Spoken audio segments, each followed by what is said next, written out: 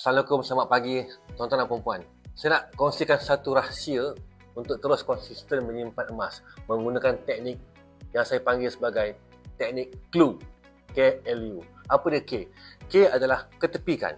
Ketepikan sedikit jumlah wang kita masukkan ke dalam emas. Kita beli emas. Itu K.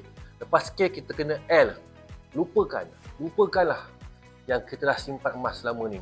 Jangan sibuk nak tengok dah naik ke belum harga tu. Jangan sibuk tanya nak jual balik tu bila, macam mana nak jual balik. Okey, ada untung ke tidak? Baru beli 2-3 hari dah fikir nak jual balik. Baru beli 2-3 bulan dah fikir nak untung. Emas ni tuan-tuan dan puan-puan, nak best setahun baru boleh untung sebenarnya. U yang terakhir adalah untung.